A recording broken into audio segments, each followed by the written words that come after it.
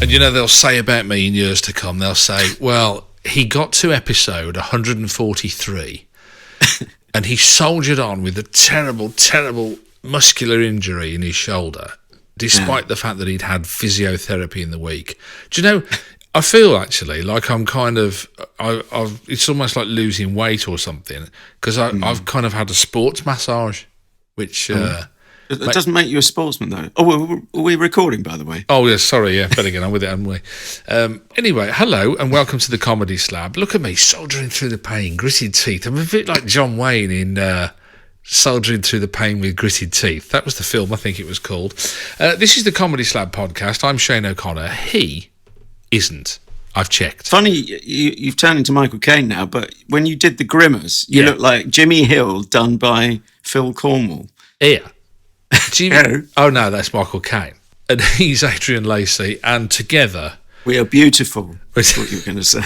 More or less, really beautiful. Nobody would say that. We perform together each week our various takes on various comedies in the guise of the Comedy Slab podcast. If you're not caught up with us before, it's simple, really, a bit like us. Basically, we choose a comedy program.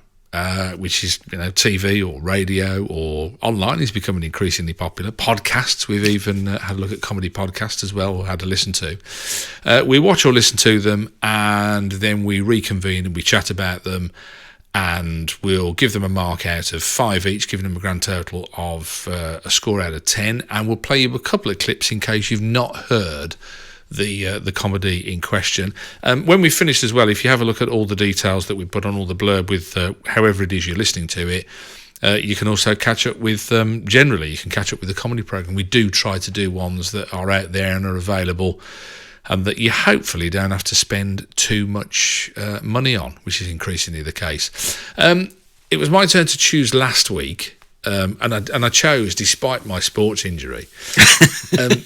Bravely soldiering on. I pointed over. I'll have that one there. I still managed to get my finger out, like literally and metaphorically. And I chose a comedy. I didn't realise how long ago it was. I chose a comedy. It was last week. No, the comedy itself. Yeah, an Alan Davies comedy called Whites. Set in the kitchen of a hotel. More of that to come in a little while. But first, comedy news this week. Yes, well, we've both been talking about this off-air, as it were, off-pod. So let's bring it onto the pod. Hank Azaria, actor who voiced... now, I haven't watched The Simpsons for ages. Is it pronounced Apu, you were saying? Apu, yeah.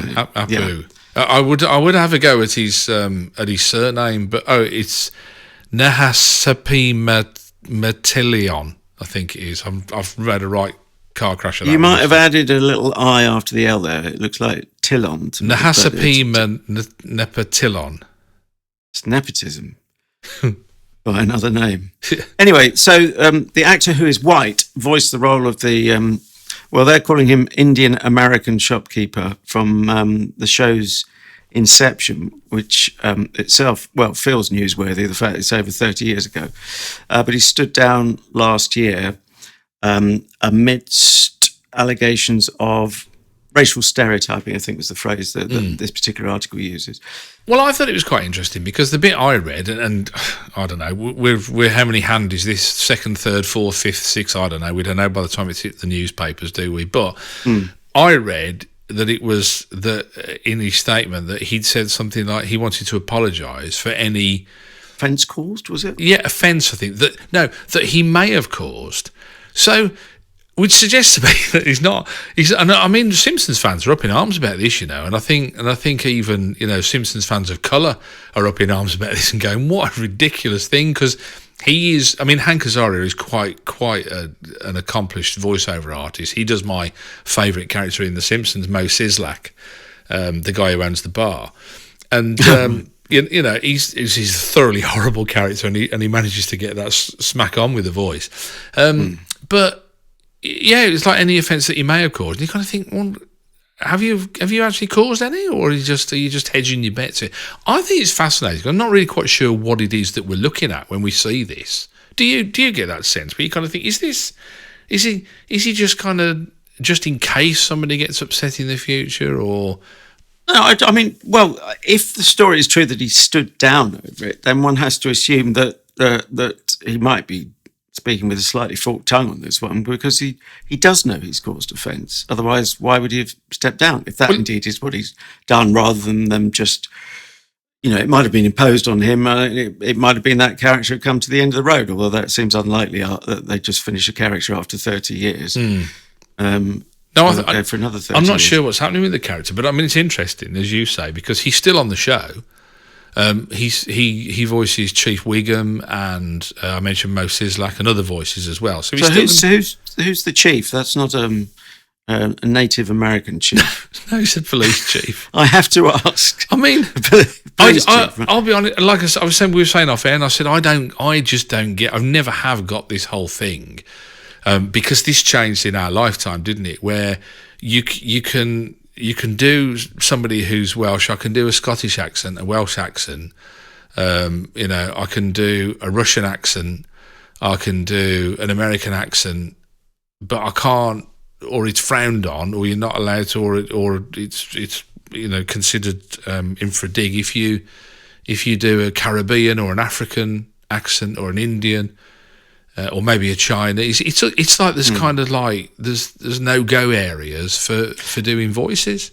Well, there might be people listening in Wales, or Welsh people outside of Wales who might dispute whether you can do a Welsh accent without causing offence. Well, I've not known anyone like in professionally. I mean, in that kind of sense, I've not known anybody have that. Have you? I've not heard of anything. But I mean, then it rolls onto the question. Well, what if you do a Brummie accent, and I'm offended by that because being a Brummie isn't a race, so I'm not afforded the same protection for my feelings as somebody else.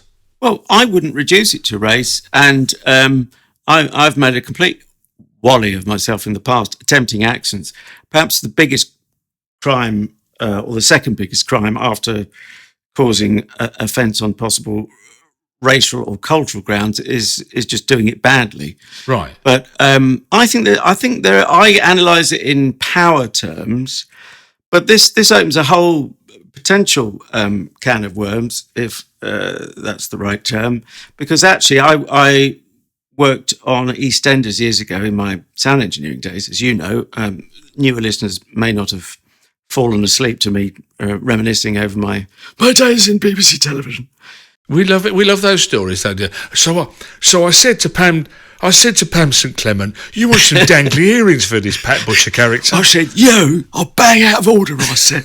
But there's a thing. I mean, she is a posh woman. Anyone who's heard her in an interview will know that she is not an Eastender. Yeah. And quite a few of them aren't. But there was an actor, and I'm afraid off the top of my head now, I can't remember who it was, but actually it might have been Ross Kemp, who played Grant, who picked up on, this is during rehearsal, and you might argue he was choosing his words carefully because he was being heard. It was my microphone dangling over his head, if I remember correctly, but he took offence to the way the script had been written to, for instance, drop H's, so there'd be an apostrophe AVE for Av.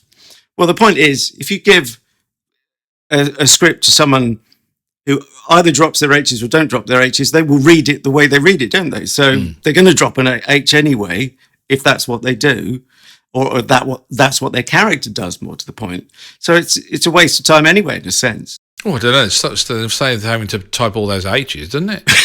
Yeah, but you've still got to type an apostrophe, which can take longer to find. Oh, that's true. Certainly longer to say. That's true. And then you have to press a shift as well, don't you, possibly? Yeah. Oh, no, I don't think you do. It's quotation marks, yeah.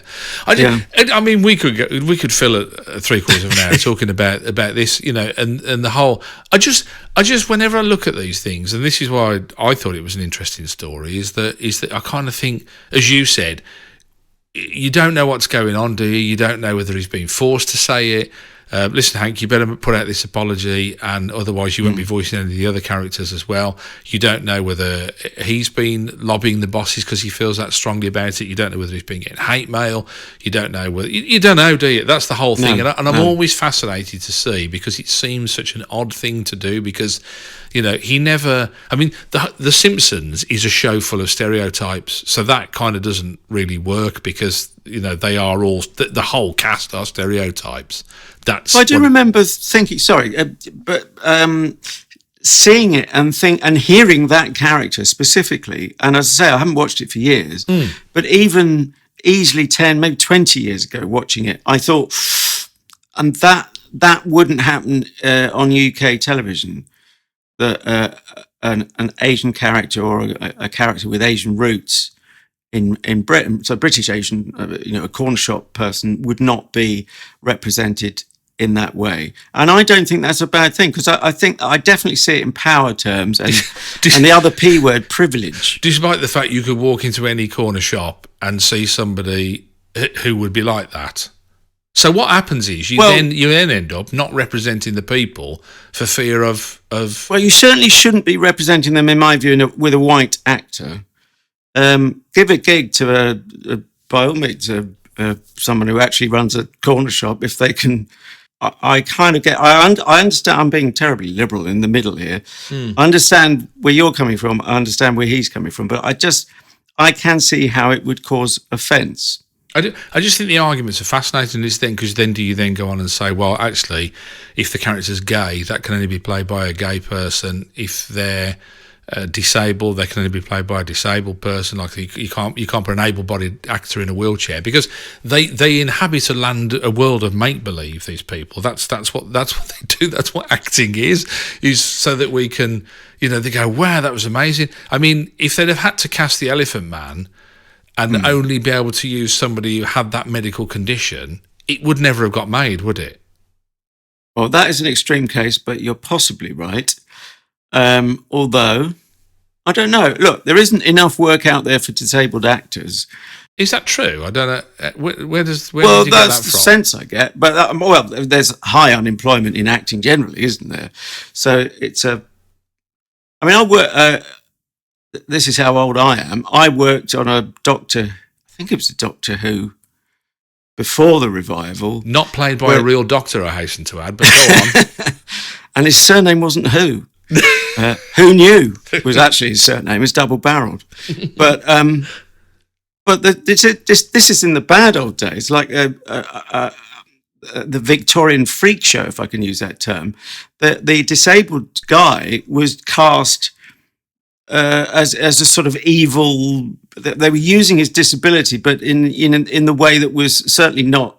He wouldn't leave the studio feeling you had high esteem, I think, for that character.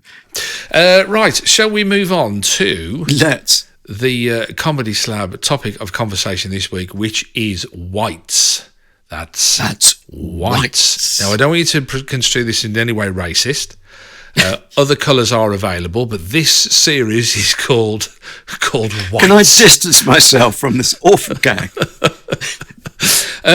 So we'll head over to Cliptown in a minute, shall we? But what Cliptown on Sea. Had you come across this before? Did you know it? Have you? No, not at all. It was completely new to me, and I was very proud that I worked out. Although hopefully, I'm not the only person who's managed it, because it's fairly straightforward. Why it's called whites, because that's the colour or lack of colour that chefs generally wear. Okay, brand new to it. Well, that was interesting then. So I guess no particular thoughts one way or the other heading into it. Completely clean canvas. Not as straightforward as that, because I've got an irrational history with Alan Davies just inside my head. It's hopefully not legally actionable, because I confess it's completely irrational. I'm just not a great fan of his work, but so that didn't fill me with too much excitement. I've not seen much of his stand-up, so again, that makes it even worse. And him as an actor, never even seen a single episode of the one you're going to remind me the title of. Oh, Creaky Jonathan.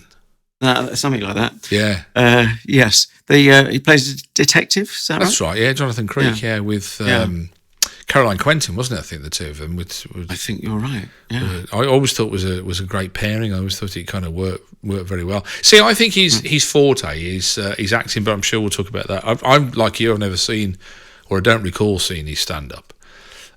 But I've seen quite a few things that he's acted in. Shall we have a clip and then we can get a headline and all put ourselves out of our misery in terms of how you received it. Yes, indeed. Do get us on to the clip. I'm standing ever so by to play it. All right, then. Stand ever so by, love, there, darling. Will you just to the left a bit? Just Standing by. Let me squeeze through. So, in the scene that I've chosen for the first clip, we see the head chef, Roland White, which I wondered whether that was a play on words as well with whites, because his name is Roland White. But I might be reading too much into that. Anyway, Anyway, carry on. We're seen walking through the gardens of this hotel that he works at. That he's the head chef in the kitchen at Thaxted Manor. What a lovely name. Very Alan Partridge, isn't it, that? So I spent a lovely weekend at Thaxted Manor. And he's admiring the classic cars because there's some classic cars there. There's some kind of car show happening and they're all kind of parked up in the grounds and whatnot. And as he's walking through the grounds on his way to work, he happens upon a young lady sat on a bench. Morning. Morning. This is a beautiful spot. Yeah, I suppose so.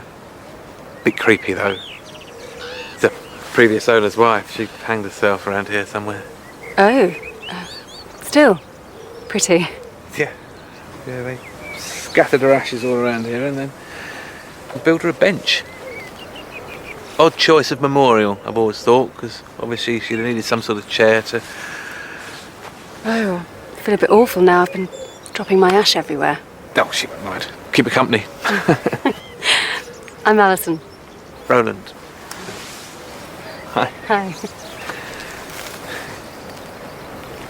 Well, I better get to work, so I'll leave you in the capable hands of Colonel Peter Everett, a lifelong villager. So, the wrong bench.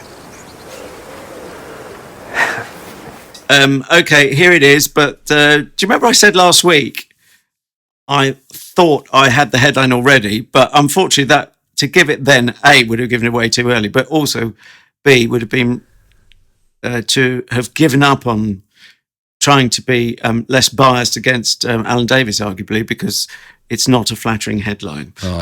It's not massively unflattering, and I'm not going to be brutal about him either. I've just gone for a tabloid headline, 3 words: white, not quite. Oh, damn! Genuinely, that's not terrible though, is it? No. I did think, however, I mean, there was part of me that hoped that I would have turned you on to something like a kind of hidden gem, because that is how I look at this, oddly enough. And I think largely because of the cast, and you've got to talk about the cast, haven't we? I mean, there's faces in there that we now know quite well in the world of comedy. Yes, who were starting out. I'm thinking of people like Catherine Parkinson, who went on to do the IT Crowd and much, much more. Izzy Sutty, who was in Peep Show. Stephen Wright, who you'd know his face. Darren Boyd, who's been in many, many comedies. I was trying to think. Well, just pause there for a sec. Where will I know Darren Boyd most from? Darren Boyd was in series 2 of Green Wing for a start. Right. I mean, yeah, the face is so familiar, but I just couldn't place it, and I'm being slow as usual. His first TV was Smack the Pony, believe it or not. Well, which I watched and enjoyed with the lovely Sally Phillips. He was in Saxondale. He was in 2012. I mean, he's Darren Boyd pops up most places. Right. Well, yeah, I absolutely agree. So some good actors there. Stephen Wright, I mean, I'm not a violent man, but you really could hit his character, couldn't you? Yeah. It would drive you mad having to work with someone like that, which is, it's good acting. He's like a little lurker, isn't he? He's always he lurks. snide little lurker, yeah. And again, he's some of the stuff he's been in. He's been in FM, which if anybody can, I can't find FM for Love Nor Money, which was set in a radio station, starred Chris O'Dowd and Kevin Bishop. He was in that. Who actually, Oliver Lansley, the writer of this, actually wrote FM as well. Oh wow! He's been in Bluestone 42, which was a military comedy. I mean, it's just done tons of stuff. I just love his name as well. He's what do they call him? Skoose. I spent the whole episode trying to work out, is that some kind of a disparaging way to describe him? I couldn't come up with anything, but yeah, it's not. It doesn't seem like a nice nickname, does it? He is. He's a slime ball, but it's worse than that. He's annoying. Yeah. But yeah, there are stronger words. Matt King, Super Hands, as you reminded us last week, was born in my old hometown of Watford in Hertfordshire with Silent T. So there's the thing. But then moved to Australia, where he worked as a chef. Oh, where did the inspiration for this come from then, I wonder? Matt King as the writer, Matt King and Oliver Lansley, and script edited by Simon Blackwell. Again, you think it's got to be good. It's got. I must admit, I took a lot more away from it than you obviously did. If it hadn't been Alan Davis, if you took Alan Davis out of it, would that have helped you at all? Or no, actually, look, I've created a problem for myself in drawing attention to that. I like I say, it's an irrational thing, and actually, he's a good actor. I don't think there's any point where you think, oh, he's not quite up to it, or he's not in this scene, or he's not really giving it everything. He just doesn't tickle my funny bone. That's what it is. Could anyone else do it with the same script? Possibly, yeah. Yeah, I don't know who. Give me some time to think on that one. But it's funny, isn't it? Because this is territory that has been well trodden. And the other one that immediately springs to mind, which I wasn't a fan of, and again, because I'm probably not a fan of him, is Lenny Henry in Chef. So the kind of the kitchen as a place for it's quite interesting, isn't it? Because I mean, it used to be. I guess it isn't now. In as much as so many other places aren't like this, but it used to be a place of great bullying, didn't it? Kitchens. You talk to some of the celebrity chefs like Gordon Ramsay and John T. Rhodes and all these kind of people, and they'd say the people that they worked for were just like brutal. They were, real out and out bullies, and were allowed to get away with it. So and sweet, pleasant, soft kitten like Gordon Ramsay, I'm sure has not brought any of that into the workspace. I could say that without fear of being sued. Well, I just wonder how much of that created him, that environment. It's an interesting thought, isn't it? Would he have been the same kind of? I read his autobiography, which he had quite an interesting younger life, which I think kind of shaped him as the person that he is. It's interesting. I don't see him as a bully in that sense. I don't ever see him as bullying, but he certainly doesn't care perhaps as much as that's the wrong phrase, but he kind of. He doesn't worry about upsetting people, which I think is different from being a bully, isn't it? Well, bully, it comes back to the P word of power, doesn't it? It implies an uneven power relationship, and there's certainly that. If you're going in as the star as he is, sweary Mary into a place which is by its own admission, having signed up to do the show, it's a failing institute, whatever it is, restaurant. Are you talking about his kitchen nightmares? Yeah, yeah, that's the one. I haven't seen much. I've actually met him very briefly, but of course he was on Best Behaviour at the BBC, and was very, very pleasant. I think he was probably, I don't know. It felt like he was overcompensating, but that's me trying to get inside his head, which is never a good idea. This sounds like in the psychiatrist's chair, doesn't it? Actually, I think we're in the wrong podcast. Keep digging, yeah. Should we just head on back out through the swinging doors? My point was, yes. I think it's for an area of comedy, it's quite an interesting situation to choose. Yes. Can I just say, which is relevant to that? You mentioned Green Wing because of is it Darren? Darren Boyd, yeah, being in that. Green Wing we slabbed a few shows ago, which would be worth our listeners trying to find on our archive if you haven't already heard it. But you said then there wasn't much hospitaling going on, I think was the phrase. Is there much chefing going on in this compared to that, say? How much of this comedy could just very easily be translated, lifted, lock, stock and two smoking barrels to another setting? Yeah, I think you're right. There is a point. I felt they made more of an effort than Green Wing ever did, and I'm not being critical of Green Wing in this because I don't think we loved it. I think it works the way that it is, but I felt that this made more of an effort to do some chefing more than Green Wing did to do some doctoring. I mean, of course, we could have said cooking, couldn't we? Which would have worked as well as a phrase.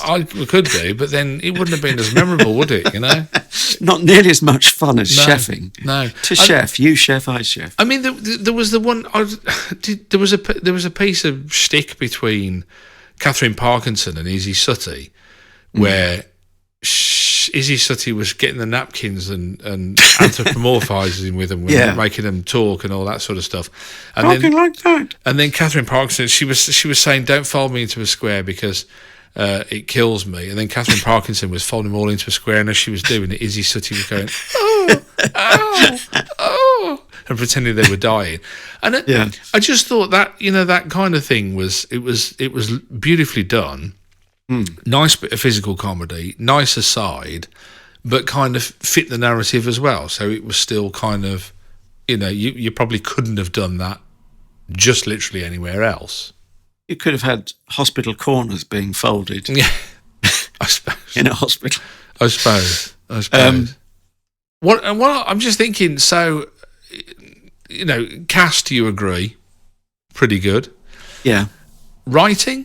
Was that an issue? Oh yeah, no, lovely writing. And no, I clued in more consciously to this as writing, and that can be a two-edged sword. But I mean it in the positive sense, not that it drew its attention to itself being bad, but that it drew attention to itself from being good. I think. I'm afraid it's our old friend. My girlfriend turned to me and said, "It's a smile com, isn't it?" Which is fine as far as it goes. And actually, she gave the lie to that by laughing a few times. And rotter. I know, the cheek of it, laughing at a comedy. She's having you that's over, what she's mate. like. I have to say, she only laughed at the tasteless bits. But that's her for you. Okay. Also, she shares a name with the pretty lady, because she's a pretty lady, who our friend Mr. White gets the hots for. Her name's Roland. No, absolutely not. So where was I going with that? Have I said what I was going to say? That was a rambling sentence. John Peel would be proud. No, I'm just wondering whether so the cast's okay, the cast's good, the writing's good. Yeah, it's just all a bit muted, but then that's the nature of contemporary comedy, isn't it? Compared to the whoops, misses, there goes my bunions or my foam, shaving foam or something that ends up in your face. We're not in that era, are we? Of loud, raucous, and ultimately the big difference that we're always going on about, but probably haven't for a bit. Obviously no studio audience because there's no studio. It's not shot in, well, bits of it might be for all I know, but no studio audience there in real time that they're playing for real laughs. So that alters the writing inevitably, doesn't it? And, and the performance. Expectations. Yeah. Yeah, I think you're quite right. Do you think it would have benefited from that then? No, I think it would be a very different show. It'd have to be written and played very differently. It'd just be a different show. I couldn't say whether it would be better or worse. It would just have to adapt. It'd have to be more gaggy, wouldn't it? You can't have an audience sitting there silently for extended periods of time. I mean, there are laughs here, as I say, and plenty of smiles, and it's an enjoyable watch. And it probably is worth saying, maybe not for the first time, if I say something's a smile com, it doesn't mean it's not worth watching. No. And anyway, we always tell people, watch it for yourself, make your own mind up. We're just two geezers watching it and giving our opinion. Yeah, this isn't the definitive answer, is it? This you have to go. Unfortunately, the real world dictates that you have to go out and watch it and make your own mind up. we can't watch it for you. We and tell you what your review is. apologise that we can't give you our opinions as your opinions. Yeah. I mean, you can, if you want them, you can have them. But You can have them for what they're worth. Don't mention my name though. It won't do you any favours in polite society. Devalue the currency, no end. All right, should we have another clip? Because you talked. I think it's high time. You talked about the tasteless moments. I don't know whether is this the launch pad to some tasteless moments. I'm not really quite sure. Curiously, in the kitchen, doing a bit of chefing or what did you say? Cooking was what I offered. Oh, that was the one, yeah. So they're in the kitchen doing a bit of cooking, and Roland, the main character, and Bib. I don't know if we mentioned that Darren Boyd's character was called Bib. No, I don't think we did. Presumably comes from his whites, doesn't it? Do you think? Oh yeah, Bib. Yeah, I never thought. Yeah, good. I thought he just always told people to get out of the way when he was in his car. I didn't realise. Yeah. So we catch up with Roland and Bib. They're chatting. Oh, and Adrian's favourite, the ever lurking Skoose, played by Stephen Wright. He lurks. And they're all sort of doing their thing in the kitchen. And this is following a chat with Caroline, who's played by Catherine Parkinson, who's the restaurant manager. And Roland, the head chef, expresses these concerns about this young lady that he met in the gardens that we heard in the first clip, that he feels he's become attracted to. Service!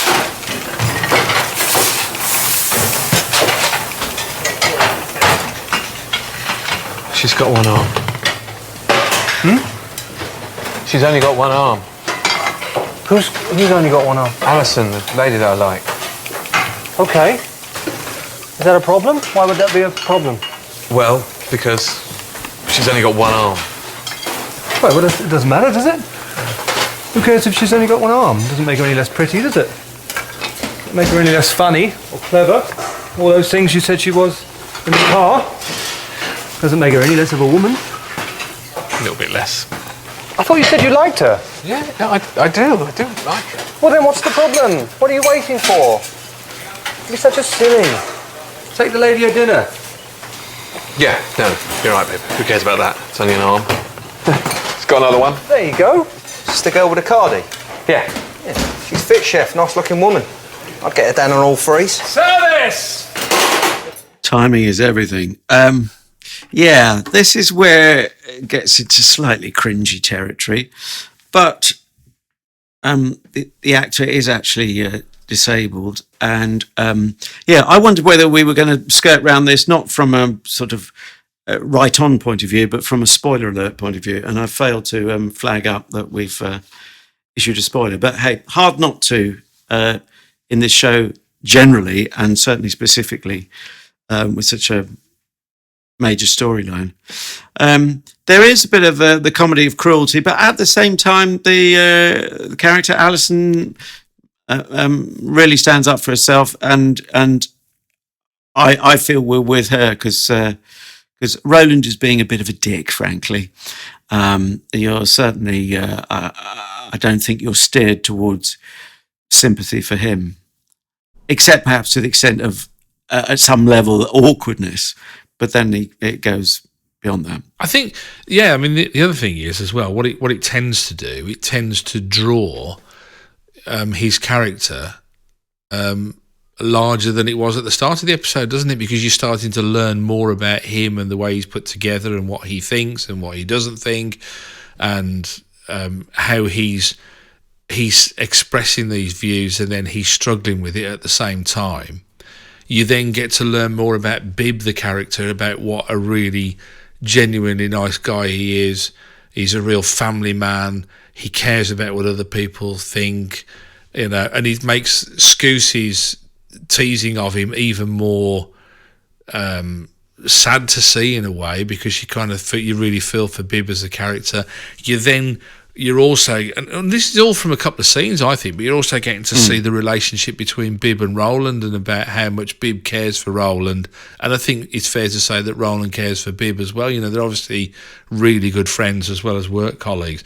A bit of a bromance going on there. Yeah. Sorry, finish your point. Yeah, no, I think you're exactly right. And I think, and again, it is testament to that it is so much more than just. So, I have to say, I mean, that Skoose throwaway gag at the end there, I must admit, outrageous. Yeah, because it's the shock of it, isn't it? That also makes you kind of go, oh, it's a reflex, but. It is so much more than jokes at the expense of disability, isn't it? I thought. I mean, the writers use that to sort of flesh out all these other characteristics of the characters, like at least 3 characters there, possibly 4. And I think I do think it comes out of it. And it was interesting because I knew this would obviously be a subject of conversation. And I know that you will say, oh, well, it's of a time, as it were. But I kind of think, it made me think of Peter Cook and Dudley Moore and the Mr. Spigot, the Unipod sketch. Right. Which has been lauded as great comedy even to this day. I was then thinking of The Office, when there's the fire alarm and the girl in the wheelchair is left halfway on a landing because... Yeah. It's only a drill, and they couldn't be bothered to take her all the way out, kind of thing. And you kind of think, do we want to inhabit a world where we kind of pretend that things like disability don't exist, and so daren't be mentioned in other than hushed tones, or do we make it part of the real world? And I think it is.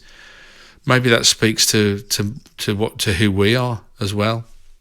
Don't know. Well, it is. I mean, was it not the great bard, your mate, Shaky Spear, who talked about holding up a mirror to society? I think it was him. Anyway, I know he couldn't get a drink in a pub because as soon as he walked in, they went, "You're bard,"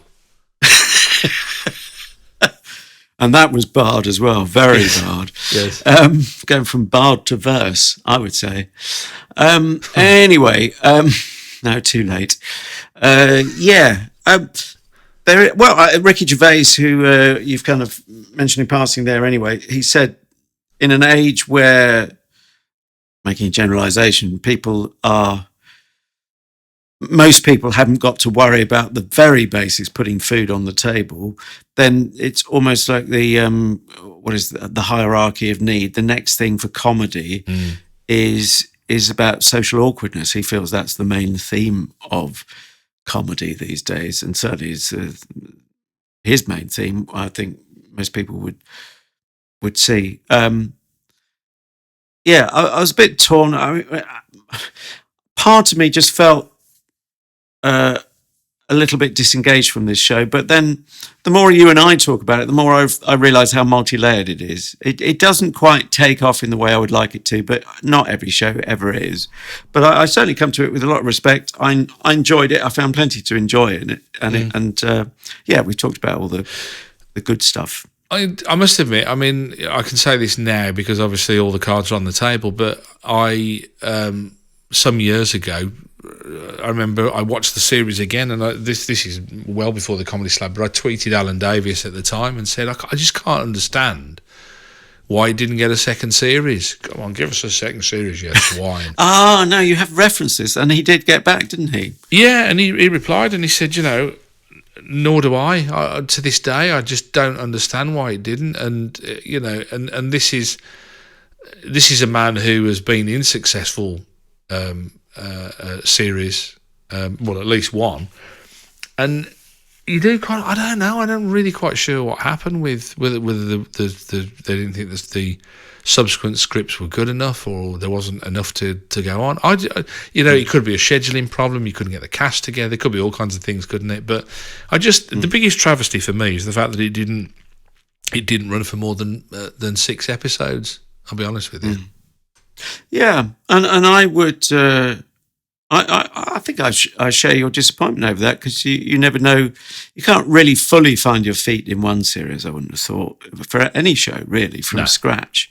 From a standing start to 6 episodes is not that generous, especially when you consider, we talk about series, British one, for instance, Last of the Summer Wine, nearly 300 episodes. Low, quite a few episodes by British standards, certainly. And then you go to the States and all bets are off, aren't they? They're into the hundreds of the successful series over there. Yeah. Easily.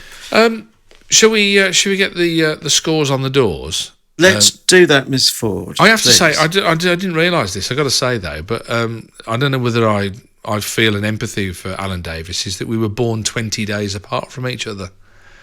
So yeah, it's quite.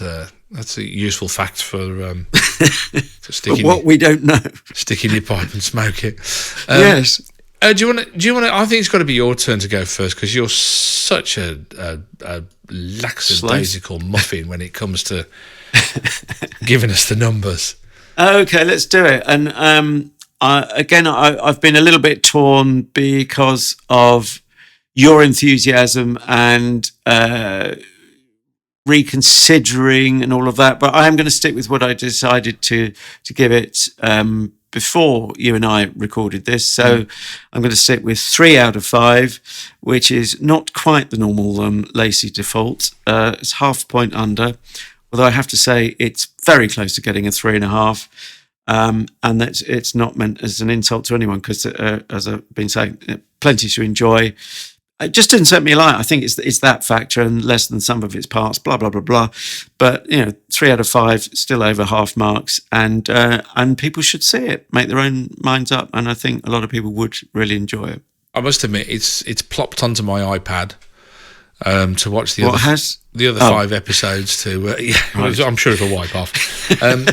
I should hope so. That's the beauty of that Gorilla Glass, isn't it? You can get most things off there. I didn't know it was called that. Yeah, Gorilla Glass. Yeah. But I presumed it was because every time you look into it, the reflection you see looks somewhat like a gorilla. Well, mine does anyway. I don't know. I was going to say it only applies to you. Don't lump all of us in with you. That's what I thought. Great cast. Great writing, I think. Great acting as well. I think Alan Davis is very believable in the character. Really enjoyed it. Want to go back and watch the other 5 from the series, and I gave it a 4 out of 5. So 7 out of 10 for Whites. And the sad part, I think, really, I suppose, is that you might struggle. I think it's on Amazon, and I think but I'm not sure. I looked at it. They've got this thing called Acorn TV. I thought of Acorn Antiques. I do. And do you think it's inspired by that? Oh no, they're apples and acorns, maybe. But I think it's an Amazon TV or Prime Video Lite. I think. But you can if you sign up to Amazon, I think you can watch each episode. As part of your package. If you're not, then I suppose you have to. It is a BBC production, isn't it? Yes, thank you for that. I said I mustn't forget to say that, and I do. Just quick honourable mention for Nadia Albina, I believe I'm pronouncing that correctly, who plays Alison. She should get more prominence and more gigs, frankly. And also, if you're doing honourable mentions, can I mention the guy who played the kid who was out washing the cars, Josh Maguire? Oh, that's another weirdo, along with Izzy Sooty's character. Yeah, she does play weirdos quite a lot, though. I think she'd be the first to agree. But I just loved it. He was saying, he said to Bib at one stage, didn't he? He said, "Are you a chef?" And he went, "Yeah." And he went, "What's your favourite food?" And he said, "What's your second favourite food?" That was his next question. And it reminded me, a grown man not so long ago asked me, this is God's honest truth. He asked me, he said, "What's your favourite way to have eggs cooked?" And I said, "Was he just at a bus stop or something?" No, it's something I can't say too much. "What's your favourite way to have eggs cooked?" And I said, "I've never really considered it. I can't answer that." I think that's a bit tragic because I'd have to say eggy bread has moved up the very sophisticated top 10 of my faves. But and again, that makes me eccentric. Wipes off your iPad, no problem. What's on the what's the recipe for next week? Let's hope it's eggy bread. What have you got for us? What I've got is 2 words. I could do a mime, but that doesn't really work in audio. It's the second one off. It went to 6 series, and it's about this little planet that's it's not right on top of the sun. It's not next door but one, but it is the third rock from the sun. But anyway, we've got Series 3, Episode 1 lined up. That's Series 3, Episode 1 of Third Rock from the sun. That's it for us for this time round. Thank you very much for your company. I'm going to see if I can prize Adrian's eggy bread recipe off him. And then probably spend the rest of the evening trying to prize the eggy bread off the walls, because I'm not exactly the greatest cook in the world. And I'll be prizing it off your Gorilla Glass, which is not a euphemism. I'm going to have to Google that now. See where it lands me. Hopefully nowhere actionable. Yeah, make sure you put the GL on the glass, won't you? Otherwise, if you start Googling... Could go horribly wrong. You're spending the rest of the evening going, oh, that's pink, isn't it? Looks ever so sore. Oh.